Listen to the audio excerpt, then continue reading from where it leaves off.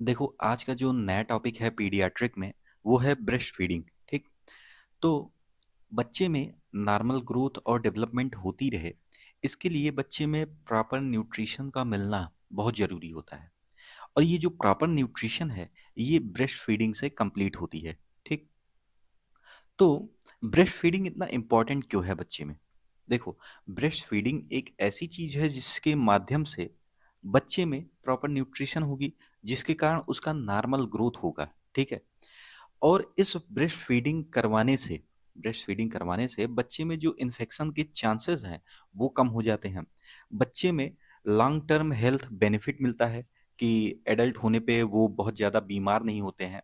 और इनका डेवलपमेंट है, वो बहुत अच्छा होता है। Development in the sense neurological, development in the sense neurological and cognitive cognitive cognitive development. ठीक है। तो जो न्यूरोलॉजिकल और कॉग्निटिव डेवलपमेंट है, वो क्या है? देखो, जो न्यूरोलॉजिकल डेवलपमेंट का मतलब है कि ब्रेन का डेवलपमेंट, बच्चे में ब्रेन का डेवलपमेंट बहुत अच्छा होगा। और कॉग्निटिव डेवलपमेंट का क्या मतलब है कि बच्चा सोचेगा कैसे, किसी चीज को समझता कैसे है, और प्रॉब्लम सॉल्व करने की उसकी कैपेसिटी क्या है। ठीक। तो इन चीजों का डेवलपमेंट बहुत अच्छे से होगा। और ब्रेस्ट फीडिंग करवाने से जो बच्चा हॉस्पिटलाइज होता है, उसकी उसके चांसेस जो है बहुत कम होंगे। जैसे डायरिया और निमोनिया, ये कॉमन प्रॉब्लम है बच्चे में। तो उसके लिए जो हॉस्पिटलाइज होता है बच्चा, उसके चांसेस कम हो जाते हैं। देखो, जो छोटा बेबी है, उसके लिए सिर्फ तीन ही काम है: खाना, सोना और सूसू पॉटी करना। तो जो उसकी प्राइमरी जरूरत है, यानी कि खाना, वो किससे पूरा होगा? ब्रेस्ट मिल्क से। तो जो ब्रेस्ट मिल्क है, वो आइडियल सोर्स है न्यूट्रिशन के लिए। यानी इससे बच्चे की वो सारी जरूरतें पूरी होंगी जो उसे रिक्वायर है। तो ये न्यूबॉर्न और इन्फेंट्स के लिए एक बहुत अच्छा सोर्स है न्यूट्रिशन का। देखो, न्यूबॉर्न और इन्फेंट्स, ये एज का डिफरेंशिएशन किया गया है बच्चों में। जो न्यूबॉर्न होते हैं, वो जीरो से लेकर के, यानी कि जब बच्चा पैदा हुआ, फ्रॉम 0 to 1 month, इनको क्या बोला जाता है? इनको बोला जाता है न्यूबॉर्न। और इन्फेंट्स किसको बोलते हैं? From 1 month, from 1 month to 1 year, from 1 month to 1 year, इनको इन्फेंट्स बोला जाता है। ठीक। तो ये जो ब्रेस्ट मिल्क है, इसमें वो सारी चीजें मौजूद हैं जो बच्चों के डेवलपमेंट के लिए और उनकी ग्रोथ के लिए जरूरत होती है। ठीक। तो ये जो ब्रेस्ट मिल्क है, अच्छा, जो ब्रेस्ट मिल्क है, ये बच्चों की ज़रूरतें कब पूरी करेगा? जब ये बहुत आसानी से डाइजेस्ट हो जाए बच्चों में। तो जो ब्रेस्ट मिल्क होता है, ये बहुत ही ईज़िली डाइजेस्ट हो जाता है। ठीक। अब हमको एक क्वेश्चन उठता है दिमाग में, कब तक कब तक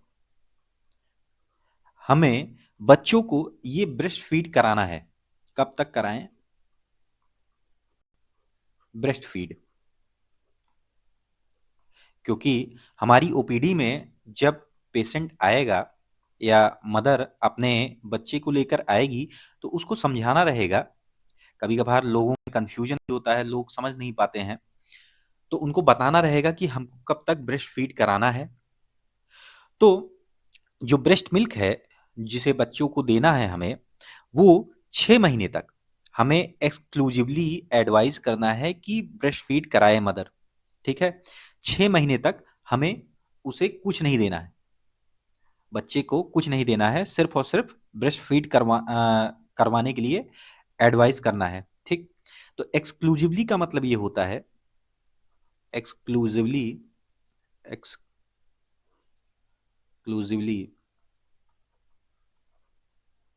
का मतलब ये है, only and only breast milk, only breast milk. यानी कि बच्चे को 6 महीने तक कुछ भी नहीं देना है, सिर्फ और सिर्फ ब्रेस्ट फीड ही कराना है। ठीक। अब 6 महीने के बाद हम बच्चे को क्या दें? 6 महीने के बाद हमें एडवाइस करना है कि बच्चे को ब्रेस्ट फीड कराए मदर, और प्लस कॉम्प्लीमेंट्री फीडिंग दे। कॉम्प्लीमेंट्री फीडिंग क्या है कि जो अन्न है, ठीक, उसको सेमी सॉलिड फॉर्म में बना करके, ठीक, उसको बच्चे को देना है। तो अब ये जो ब्रेस्ट फीड है कब तक कराए? 6 महीने के बाद। तो 6 महीने के बाद 2 साल तक कंपलसरी है कराना। और या तो मदर की इच्छा पे आधारित होगा कि मदर कब तक अपने बच्चों को ब्रेस्ट फीड कराना चाहती है, ठीक है, as long as mother wants. लेकिन 6 महीने के बाद हमको ब्रेस्ट फीड के साथ कॉम्प्लीमेंट्री फीडिंग स्टार्ट करवाना ही करवाना है बच्चे के लिए, क्योंकि जो ब्रेस्ट मिल्क है उस बच्चे की जरूरत को पूरा नहीं कर पाता, ठीक है, तो इसलिए कॉम्प्लीमेंट्री फीडिंग ऐड करवाना है। नाउ एक क्वेश्चन जो दिमाग में उठता है वो ये है कि जो ब्रेस्ट फीडिंग है उसको स्टार्ट कब करवाना है बच्चे में। तो जो ब्रेस्ट फीडिंग है वो हमें कब स्टार्ट करवाना है, तो यहाँ पर देखते हैं when to initiate breast feeding. तो ब्रेस्ट फीडिंग को within within 1 hour of birth, within 1 hour of birth हमको ब्रेस्ट फीडिंग स्टार्ट करवा देना है। यानी कि बच्चे के जन्म के 1 घंटे के अंदर हमें ये एडवाइस करना है कि ब्रेस्ट फीडिंग, ये इंश्योर करना है कि ब्रेस्ट फीडिंग स्टार्ट हो जाए, ठीक। अब हम ब्रेस्ट मिल्क का कंपोजिशन देखते हैं कि ब्रेस्ट मिल्क में है क्या क्या। तो जैसा कि हम जानते हैं कि जो एक कंप्लीट डाइट होती है, जो एक कंप्लीट डाइट है उसमें उसमें सारी चीज़ें मौजूद होनी चाहिए। यानी कि मैक्रोन्यूट्रिएंट और माइक्रोन्यूट्रिएंट, ये दोनों ही चीज़ें मौजूद होनी चाहिए। मैक्रोन्यूट्रिएंट में क्या क्या है? कार्ब है आपका, कार्बोहाइड्रेट, प्रोटीन्स है, प्रोटीन्स और फैट है, ठीक। और माइक्रोन्यूट्रिएंट, माइक्रोन्यूट्रिएंट में क्या क्या है? माइक्रोन्यूट्रिएंट्स में आपके वाइटामिन्स है, वाइटामिन्स है, और क्या है? और है मिनरल्स, मिनरल्स, ठीक। तो जब हम कंप्लीट डाइट में देखते हैं ये सारी चीज़ें मौजूद होनी चाहिए, ठीक है। और हम जानते हैं कि बच्चे के लिए जो ब्रेस्ट मिल्क है वो एक कंप्लीट डाइट ही है, यानी कि संपूर्ण आहार ही है। तो जब ये एक संपूर्ण आहार है तो इसमें ये सारी चीज़ें मौजूद होनी चाहिए, ठीक, कंपलसरी है। तो वन बाय वन हम देखते हैं कौन कौन सी चीज़ें प्रेजेंट हैं ब्रेस्ट मिल्क में। पहला है कार्बोहाइड्रेट, पहला है कार्बोहाइड्रेट, ठीक। तो ये जो कार्बोहाइड्रेट है, वाटर के बाद, ब्रेस्ट मिल्क में वाटर के बाद सबसे ज़्यादा यही पाया जाता है। यानी कि 70 ग्राम, 70 ग्राम 1 लीटर में, 70 ग्राम इन पर लीटर, ठीक, ये कार्बोहाइड्रेट पाया जाता है। तो ब्रेस्ट मिल्क में 2 टाइप का कार्बोहाइड्रेट पाया जा रहा है। कौन कौन सा?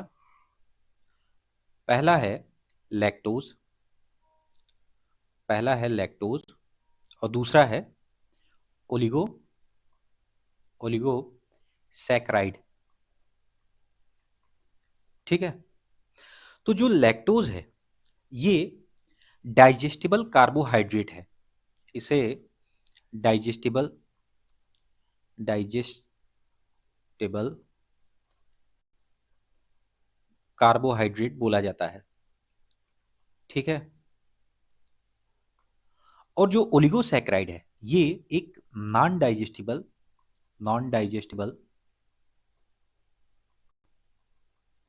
कार्बोहाइड्रेट है। क्यों है? इसका भी कारण है, क्योंकि जो लैक्टोज है इससे बच्चे को सरवाइव करने के लिए एनर्जी मिलती है। तो लैक्टोज का डाइजेशन कहाँ पे होता है? जो लैक्टोज है इसका डाइजेशन होता है स्मॉल इंटेस्टाइन में, ठीक। हम लैक्टोज को एल से रिप्रेजेंट कर दे रहे हैं। स्मॉल इंटेस्टाइन में ये डाइजेस्ट होता है, और डाइजेस्ट करने के लिए एक एंजाइम की आवश्यकता होती है जिसको बोलते हैं लैक्टेज। एज लग गया यानी एंजाइम। तो लैक्टेज के माध्यम से ये जो लैक्टोज है, ये ग्लूकोज ग्लूकोज और गैलेक्टोज में गैलेक्टोज में कन्वर्ट हो जाता है। ये जो ग्लूकोज और गैलेक्टोज है, आखिर लैक्टोज को इसमें कन्वर्ट होने की आवश्यकता क्यों पड़ी? क्योंकि ये है कॉम्प्लेक्स और ये है सिंपल। तो सिंपल चीजों को बॉडी अच्छे तरीके से एब्जॉर्ब कर सकता है, ठीक, और डाइजेस्ट कर सकता है, मेटाबोलाइज कर सकता है। तो ग्लूकोज और गैलेक्टोज में ये लैक्टोज टूट जाता है। इससे प्राप्त होती है इन दोनों से एनर्जी। इससे प्राप्त होती है एनर्जी, जिससे कि बेबी सरवाइव करेगा। ठीक है। तो यहां पर अभी ओलिगोसैक्राइड हम इसके बारे में बताते हैं कि अगर ये नॉन डाइजेस्टिबल है तो इसका काम क्या होगा, आगे ये किस काम में यूज होगा। तो लैक्टोज के कुछ और काम हैं, उसको भी देख लिया जाए। तो जो लैक्टोज है आपका, लैक्टोज, ठीक, ये एनर्जी के लिए तो यूज हो ही रहा है। एनर्जी के लिए, for energy,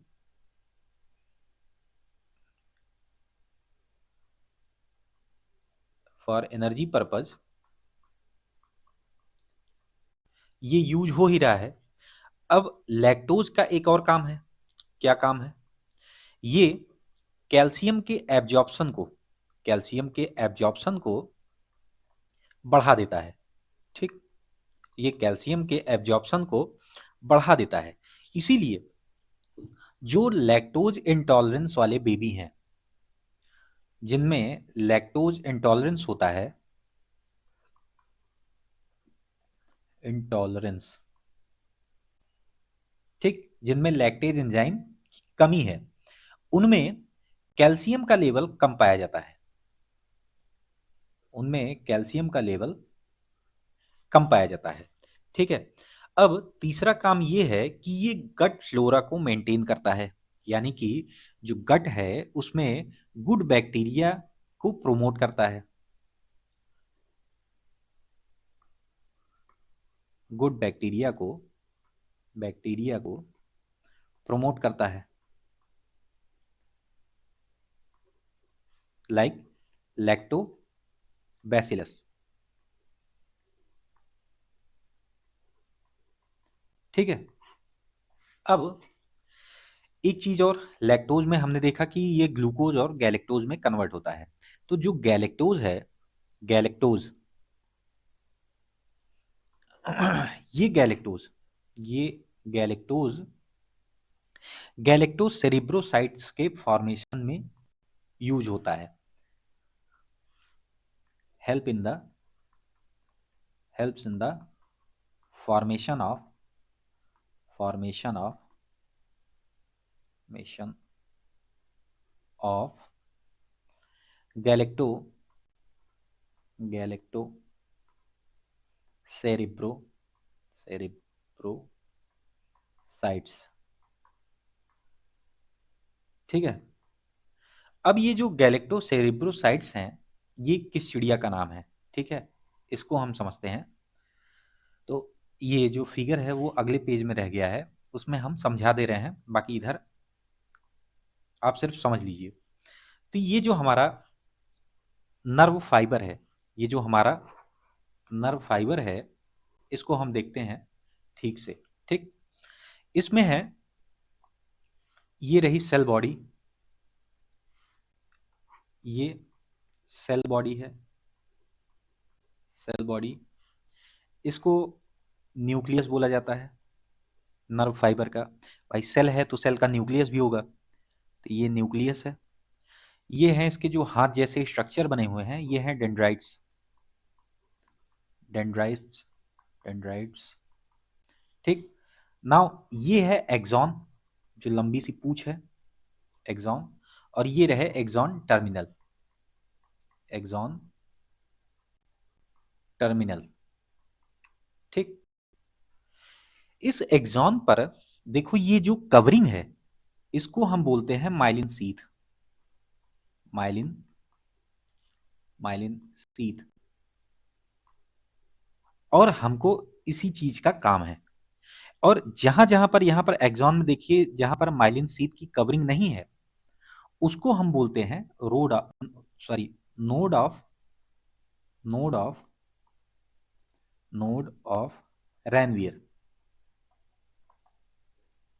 node of Ranvier. ठीक। तो ये जो माइलिन शीथ है ये इस एक्सॉन को इंसुलेट करने का काम करती है। ये माइलिन शीथ ये माइलिन शीथ एक्सॉन को इंसुलेट इंसुलेट इंसुलेट करने का काम करती है। ठीक। जिससे कि ये जहां जहां पर माइलिन शीथ नहीं है इससे जो जो नर्व इंपल्स ट्रेवल करेगी उसका फास्ट कंडक्शन होगा। फास्ट कंडक्शन कैसे होगा? ये जंप करके नर्व इंपल्स यहां पर आएगी।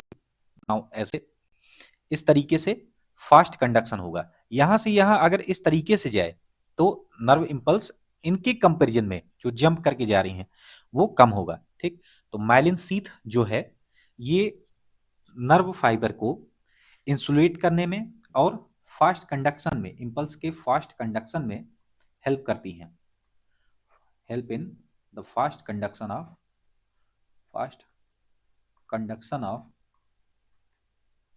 Of impulse. ठीक है। इस फिगर में आपने ये समझ लिया। अब हम अपने प्रीवियस उसमें आ जाते हैं। तो मैंने बताया कि गैलेक्टोज जो है ये गैलेक्टो सेरिब्रोसाइट्स के फॉर्मेशन में हेल्प करती है। और ये जो गैलेक्टो सेरिब्रोसाइट्स है ये करते क्या है? ये जो आपका माइलिन शीथ है उसके फॉर्मेशन में और मेंटेनेंस में फॉर्मेशन में फॉर्मेशन में और मेंटेनेंस में मेंटेनेंस में हेल्प करते हैं। Formation and maintenance of myelin myelin sheath. ठीक है। तो ये गैलेक्टो सेरिब्रोसाइट्स कर क्या रहा है? It helps in the formation and maintenance of myelin sheath. ठीक है। जो सेकंड कार्बोहाइड्रेट है वो है ओलिगोसैकेराइड। जैसा कि मैंने बताया था कि ये एक नॉन डाइजेस्टिबल कार्बोहाइड्रेट है। अगर ये डाइजेस्ट नहीं हो रहा है तो इसका होगा क्या? तो ये जो नॉन डाइजेस्टिबल कार्बोहाइड्रेट ओलिगोसैकेराइड है ये लार्ज इंटेस्टाइन में ये लार्ज इंटेस्टाइन में पहुंचता है। ये रही लार्ज इंटेस्टाइन। ठीक है। तो इसमें पहुंचेगा और पहुंच करके जो इसका इसके अंदर गुड बैक्टीरिया है उसके ग्रोथ को ये प्रमोट करता है। गुड या फ्रेंडली बैक्टीरिया। गुड या फ्रेंडली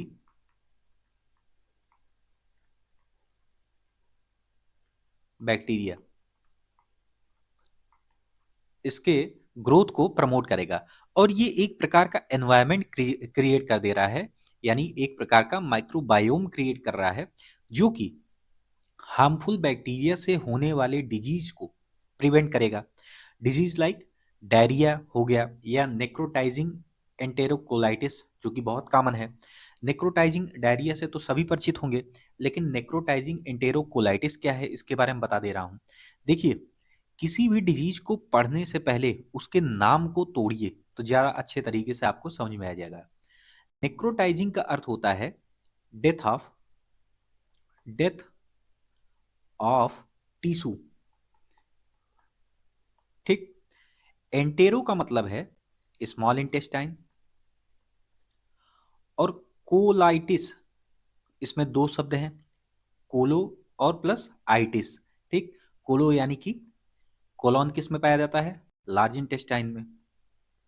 और आइटिस का मतलब है इन्फ्लामेशन। इन्फ्लामेशन। अब आपको अच्छे तरीके से समझ में आ जाएगा।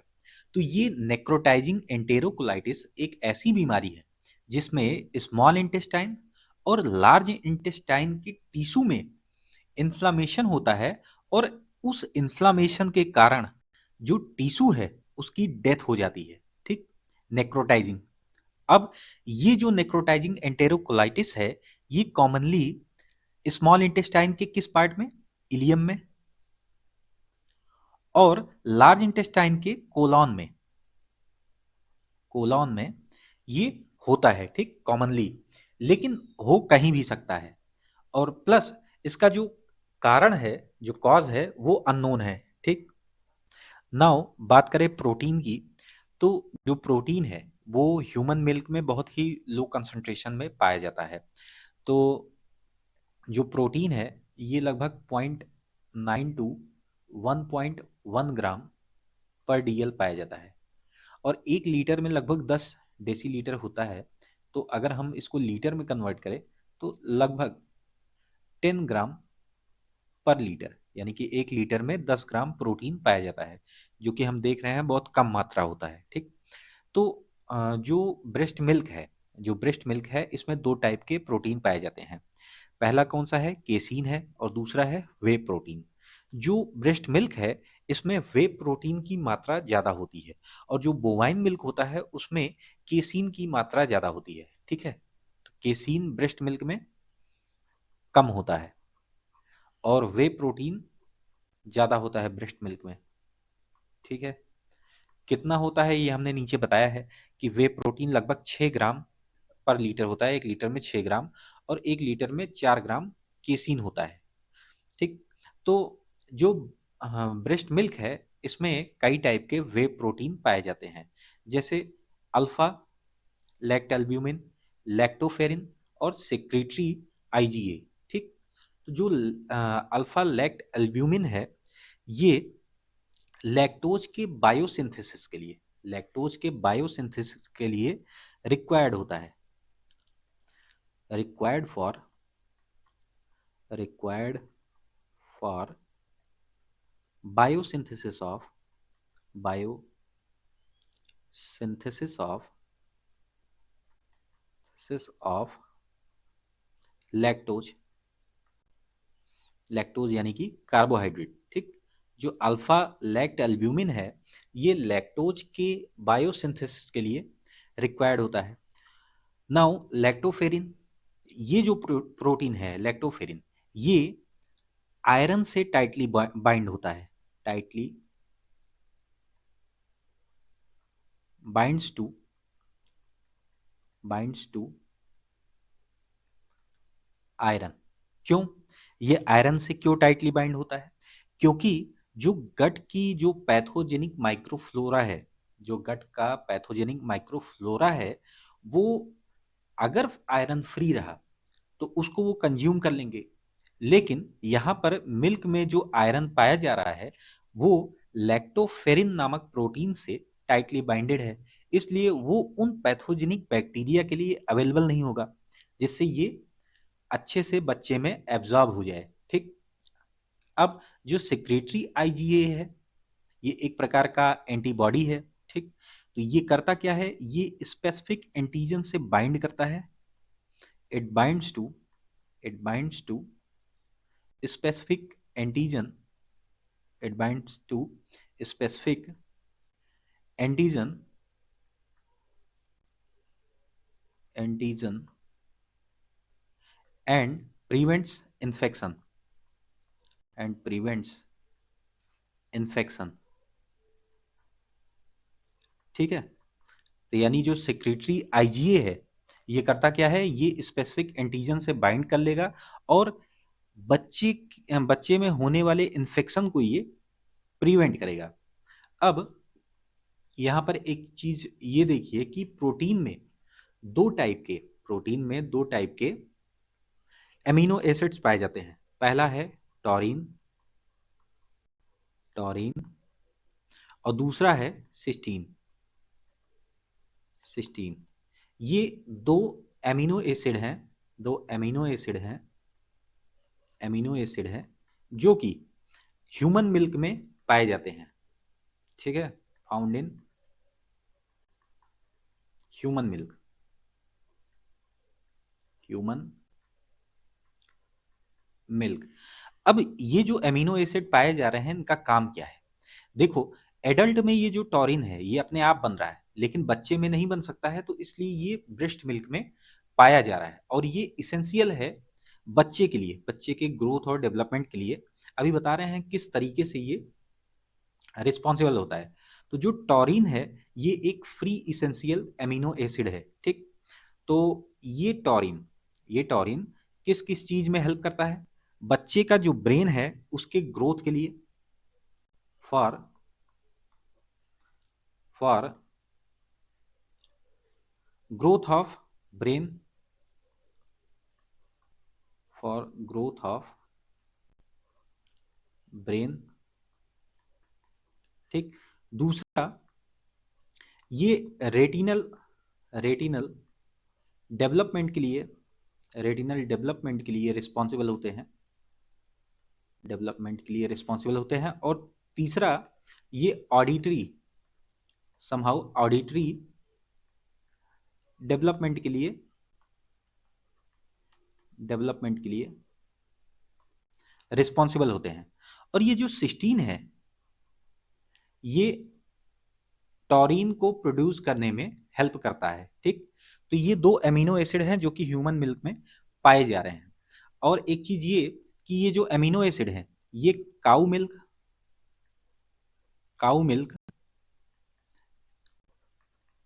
और जो फार्मूला मिल्क होता है, फार्मूला मिल्क, उनमें ये नहीं पाया जाता,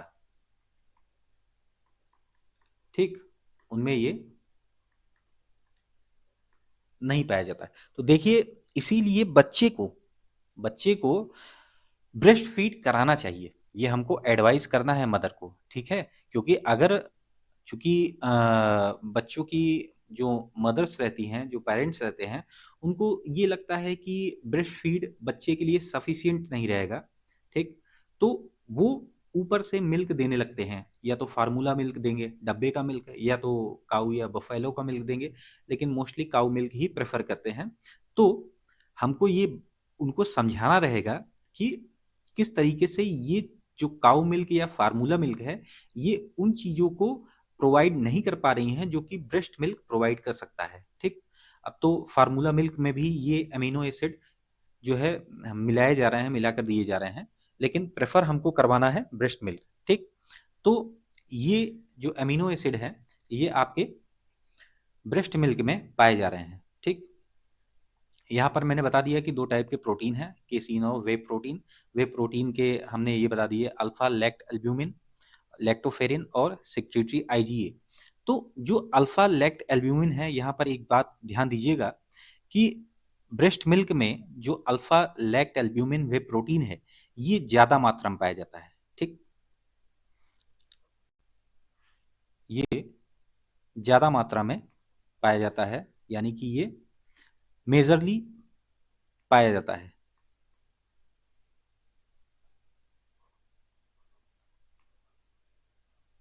ठीक है। इसीलिए इसीलिए जो ब्रेस्ट मिल्क है उसको यहाँ पर मैं दिखा दे रहा हूँ।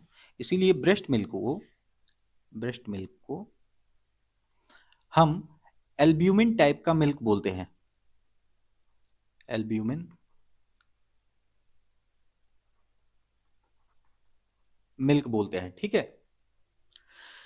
और एक, अगर किताबों में मिल सकता है आपको कि इसमें जो ह्यूमन मिल्क है इसमें लैक्टोग्लोब्युलिन पाया जाता है। तो लैक्टोग्लोब्युलिन, जो लैक्टोग्लोब्युलिन है, ग्लोब्युलिन, तो किताबों में गलत दे सकता है, ठीक है। लैक्टोग्लोबुलिन ये ह्यूमन मिल्क में नहीं पाया जाता है, ह्यूमन ह्यूमन मिल्क में नहीं पाया जाता है, ठीक है। कहाँ पाया जाता है? बोवाइन मिल्क में पाया जाएगा, पाया जाता है ये लैक्टोग्लोबुलिन, ठीक। Now the third is fat, ठीक। मिल्क में जो तीसरा मैक्रोन्यूट्रिएंट है वो पाया जा रहा है फैट। ठीक, तो मिल्क में poly unsaturated fatty acid, PUFA, poly unsaturated fatty acid, ये ज्यादा मात्रा में पाया जाता है, rich in human milk, human milk. ठीक, तो ये जो पॉली अनसेचुरेटेड फैटी एसिड है, ये जो न्यूरल टिश्यू होता है उसके माइलिनेशन के लिए, उसके माइलिनेशन के लिए रिस्पॉन्सिबल होता है। Myelination for myelination of myelination of neural neural tissue. ठीक, तो न्यूरल टिश्यू के माइलिनेशन के लिए ये फैट रिस्पॉन्सिबल होता है। तो माइलिनेशन से क्या मतलब है कि जब माइलिन सीथ का फॉर्मेशन होगा एक्सॉन पर, तो जो नर्व इंपल्स है वो फास्ट कंडक्ट करेगी, और नर्व इंपल्स के फास्ट कंडक्ट करने से ब्रेन में, बच्चे के ब्रेन में cognitive function, complex cognitive function का डेवलपमेंट होगा, जिससे बच्चा अच्छे तरीके से सोच पाएगा, उसको समझ पाएगा, उसको अंडरस्टैंड कर पाएगा। ठीक, मतलब जो बेबी है वो और ज्यादा कॉम्प्लेक्स चीजों को करने में कैपेबल होगा। ठीक है, अब ये जो ब्रेस्ट मिल्क है, ये जो ब्रेस्ट मिल्क है, इसमें इसमें ओमेगा 2, ओमेगा 2 और ओमेगा 6 फैटी एसिड, ठीक, ओमेगा 2 और ओमेगा 6 फैटी एसिड पाया जाता है। ये जो फैटी एसिड है, ये प्रोस्टाग्लैंडिन प्रोस्टाग्लैंडिन और कोलेस्ट्रॉल के और कोलेस्ट्रॉल के कोलेस्ट्रॉल के बायोसिंथेसिस के लिए रिस्पॉन्सिबल होता है, बायोसिंथेसिस के लिए रिस्पॉन्सिबल होता है। ठीक, तो ये जो कोलेस्ट्रॉल है, इसी से स्टेरॉइड हार्मोन का फॉर्मेशन होता है बच्चों में।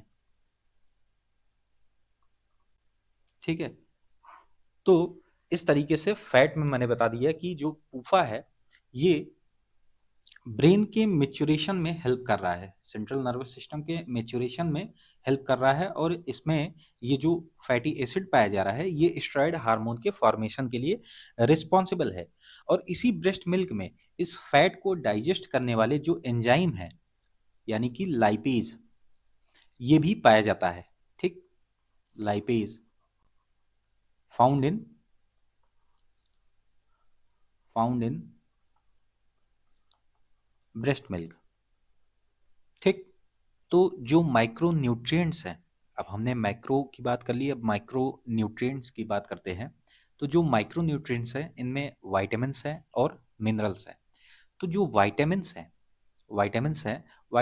दो टाइप के होते हैं, एक तो फैट सोल्यूबल होते हैं और दूसरा है वाटर सोल्यूबल। ठीक, तो जो फैट सोल्यूबल विटामिन है वो है विटामिन A, D, E और K, और वाटर सोल्यूबल जो विटामिन हैं वो है ascorbic acid, vitamin C and B complex. ठीक, तो जो ब्रेस्ट मिल्क में ये सारे विटामिन्स होंगे अगर मदर एक कंप्लीट डाइट लेती है। तो ये, चूंकि ये विटामिन्स बच्चे अलग से तो पाएंगे नहीं, ये ब्रेस्ट मिल्क के ही थ्रू बच्चे को मिलेगा।